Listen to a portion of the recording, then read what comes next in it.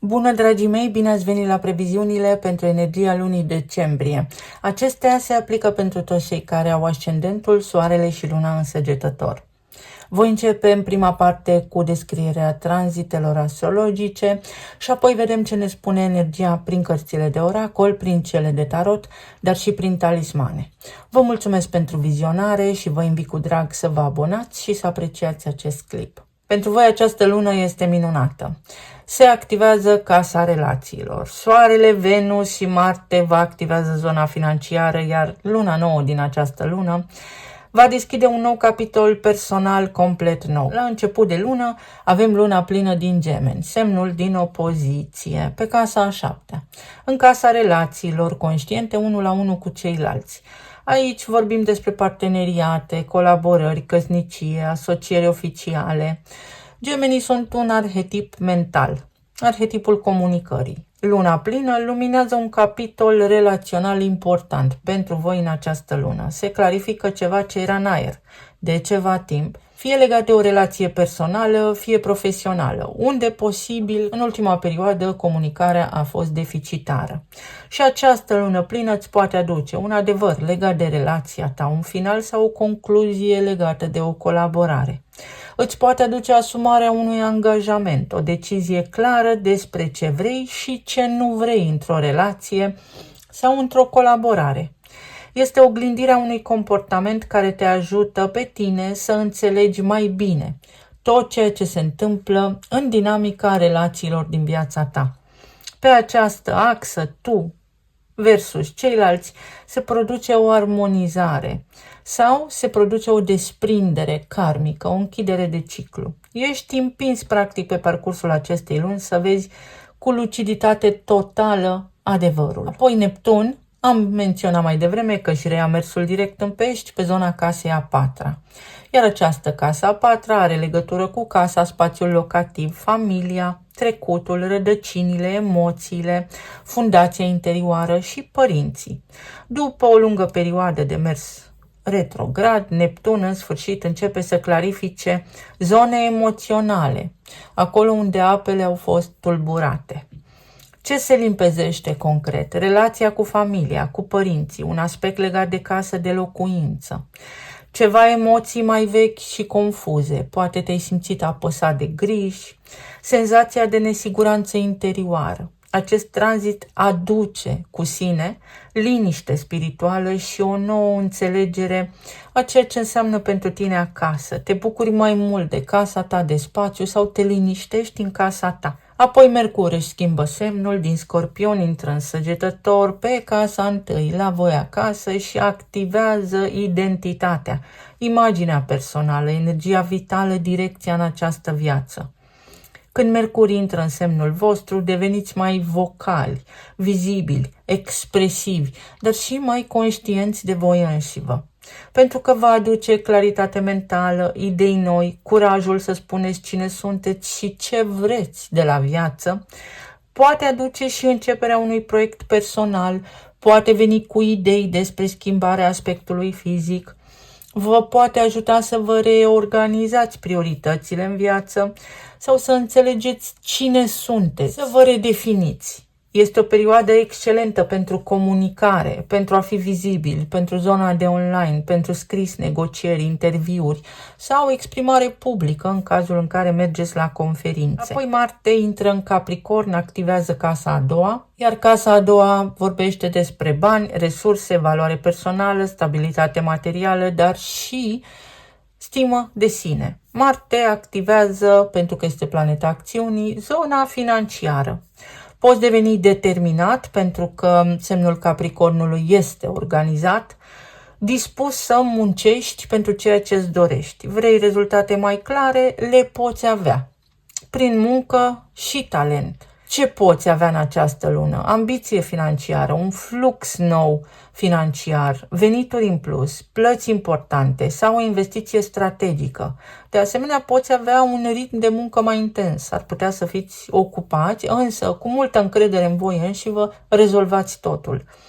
Pe scurt, intrați pe o pantă ascendentă când vine vorba despre bani și resurse. Atenție totuși la epuizare, pentru că Marte aici este în exaltare, face multe deodată. Apoi avem evenimentul de lună nouă din Săgetător, de la voi de acasă, pe casa 1, cea mai importantă lună nouă a anului pentru voi în mod deosebit.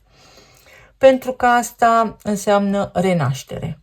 O nouă identitate, care poate fi căsătorie sau poți să-ți schimbi tu viziunea despre viață, un nou drum personal, o schimbare de înfățișare, de imagine, de stil de viață, un proiect personal major pe care îl începi, o relansare a energiei vitale, te motivează ceva, îți dai tu singur reset, da? Te ajustezi mental. O repornire. Este momentul care spune, așa vreau să fiu de acum înainte. Puteți folosi această energie pentru tot ceea ce vreți să schimbați sau să faceți nou în viața voastră.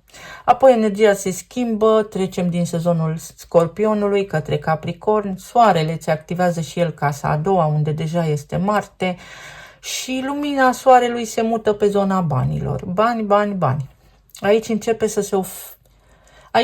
să se observe concret munca ta și poți avea parte de mai multă stabilitate financiară, claritate asupra bugetului, motivație să produci mai mulți bani, să câștigi mai mulți bani. Poate fi o lună extrem de bună pentru bilanțul personal, pentru a te organiza mai bine, pentru apreciere sau pentru a-ți descoperi talentele. Ideile tale devin mai concrete, proiectele la care ai lucrat pot fi acum văzute concret, monetizate. Poate veni această energie și cu bonusuri. Apoi intră și Venus, zeița iubirii și a banilor aici, tot în casa a doua și aduce noroc, magnetism, armonie pe zona financiară. Așa cum am spus, pot fi bonusuri, o mărire de salariu, o ofertă de loc de muncă mai profitabilă, un client important, o colaborare plăcută, aprecierea muncii tale din partea managerului sau a managerei, a șefului, a șefei. Poate fi o creștere a valorii personale, te simți mai încrezător, determinat să-ți faci planuri noi. Este o perioadă ideală pentru a cere mărire de salariu, pentru a schimba prețurile dacă ești antreprenor, pentru a clarifica ceva pe zona finanțelor într-o modalitate foarte elegantă. Pentru voi, pe lângă faptul că este luna aniversară, această lună vă ajută să deveniți altcineva. Sunteți vedete, vă vede lumea, vă aude lumea. Puteți deveni cine vă doriți voi în această viață. Puteți reconstrui strategia financiară. Relațiile intră sub lupă și se clarifică foarte multe prin propria voastră voință sau prin a fi puși în fața unui fapt împlinit, dar înțelegând ce vreți și ce nu vreți. O lună intensă, revelatoare, aș putea spune, dar care vă ajută să vă reinventați. Să vedem ce ne spune și oracolul. Casa a 5-a.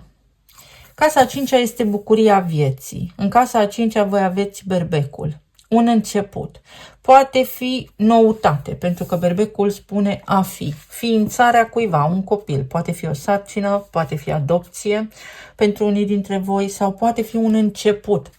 O decizie importantă care vizează relația de iubire. Poate fi un proiect nou pe care să-l începeți acum sau schimbarea atitudinii față de această viață, redescoperirea bucuriei vieții. O hotărâre majoră. Casa 1, unde aveți luna nouă, în Săgetător. Cine sunt? Schimbarea imaginii, schimbarea înfățișării, schimbarea identității. Deci poate fi o căsătorie sau poate fi o separare și asta înseamnă tot schimbarea de identitate. Poate fi mai multă vizibilitate și uite berbecul, pentru că am vorbit, fie aveți legătură cu un berbec sau este timpul să începeți ceva. De asemenea, este o lună care prevestește pentru voi ceva foarte important, mai ales pe zona relațiilor și pe zona financiară.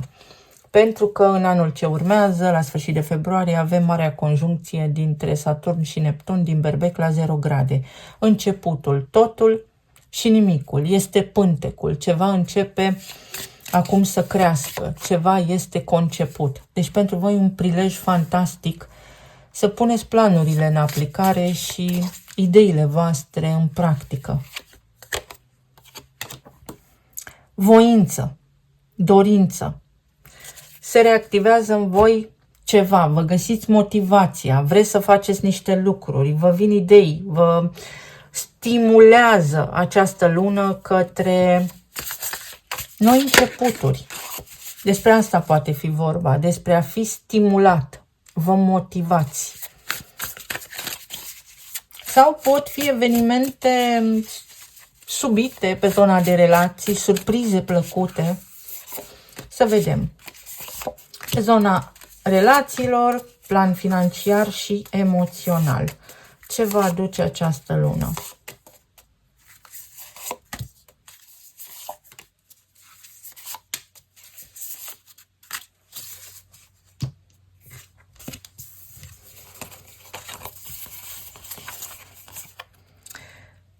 Avem 10 de bâte, 10 de cupe, 6 de bâte și 2 de bâte.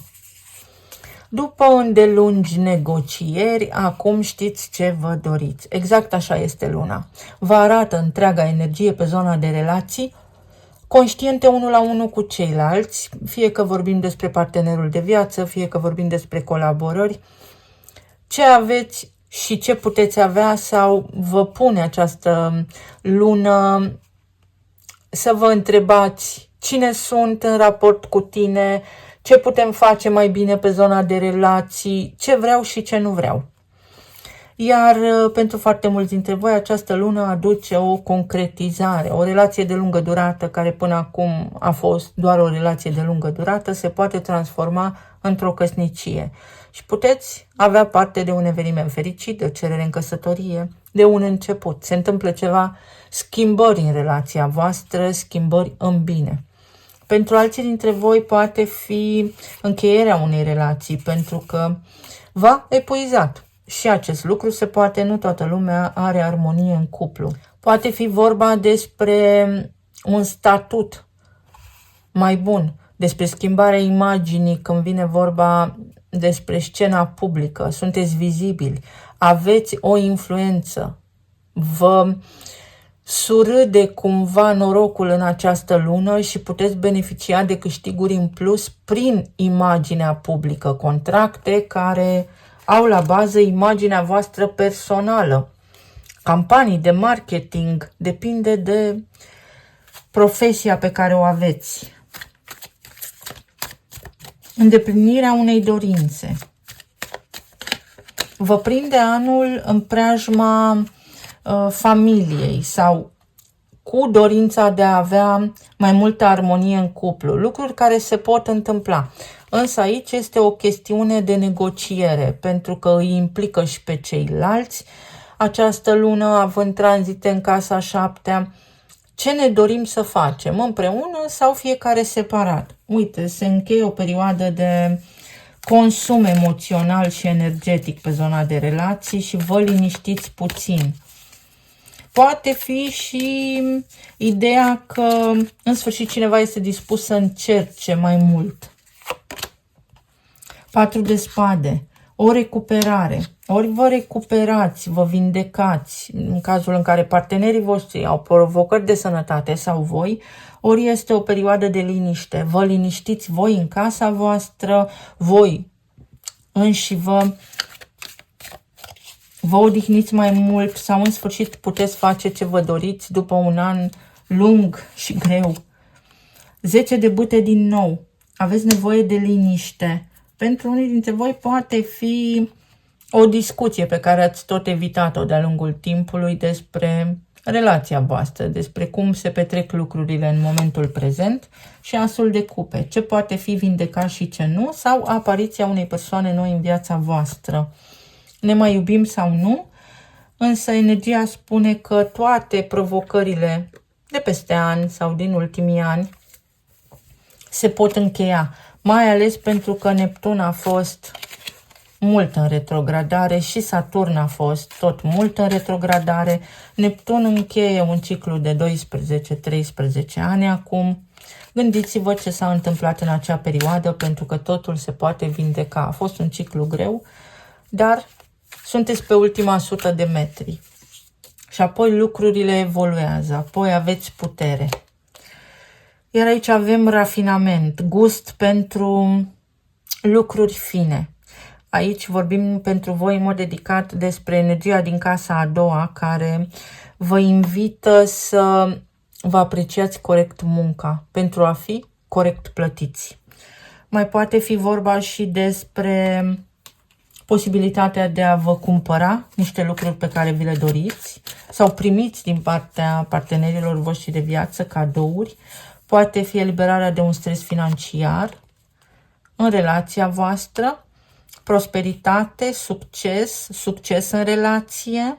Avem foarte mulți bani împreună sau ne putem reveni, avem banii de care avem nevoie, mulți pentru cineva anume, pot fi puțini pentru altcineva, și un avantaj, avantajul de a vă vindeca pe zona de relație, avantajul de a încheia niște colaborări, avantajul de a ieși din niște contracte care nu sunt satisfăcătoare pentru voi, sau cererea aceea în căsătorie, o concluzie clară la nivel de relații.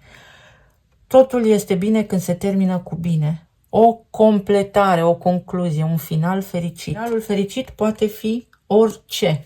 Însă, având în vedere aici că avem leul, iar leul reprezintă iubirea, este organic în casa a 5-a în astrologie, unde voi aveți berbecul, poate însemna gata, ne-am hotărât.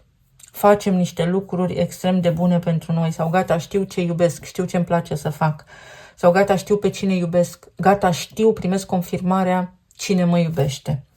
O lună bună, o lună cu claritate. La nivel de plan financiar, avem moartea, faetonul, aveți multe arcane majore, 5 de bâte și 6 de monede. A fost un an provocator, cu foarte mult de muncă, iar acum a venit timpul să vă odihniți puțin. Există foarte mult progres. Mai există aici șanse, pentru că nu aduce anul ce aduce ceasul. Este o lună foarte bună în care puteți beneficia de bani în plus, se încheie un contract, aduceți un client nou în companie sau vă găsiți un client nou sau vă puteți găsi un nou loc de muncă chiar dacă vine perioada sărbătorilor de iarnă. Este o transformare aici de la epuizare la liniște și la prosperitate. Să știți că sunteți norocoși. Voi sunteți guvernați de Jupiter.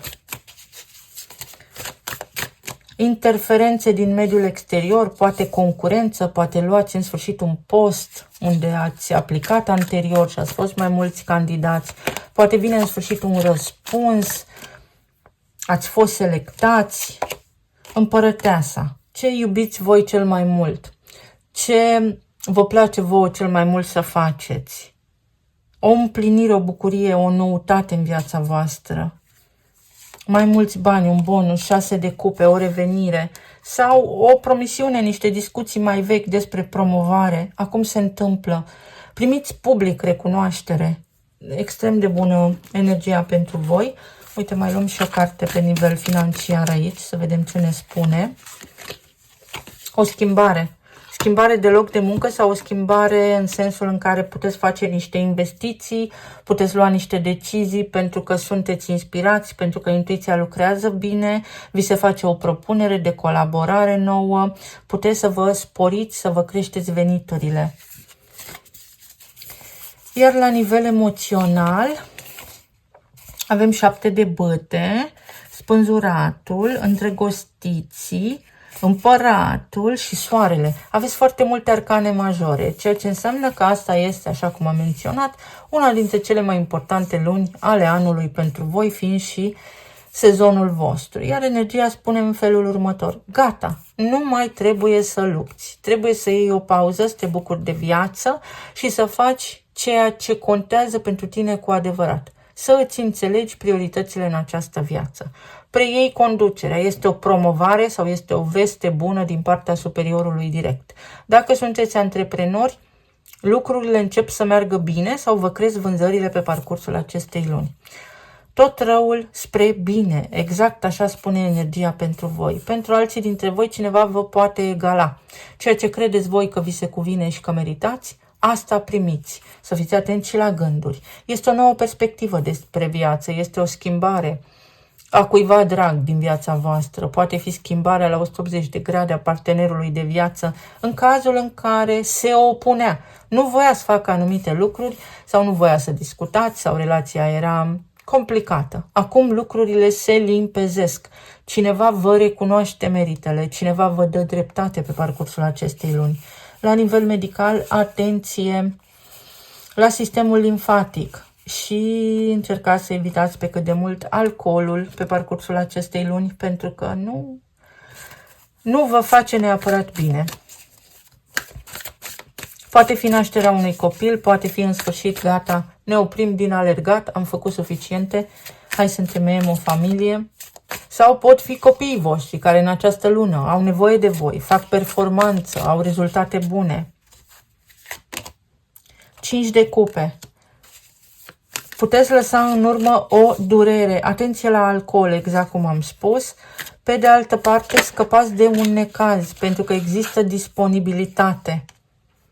Vă schimbați viața.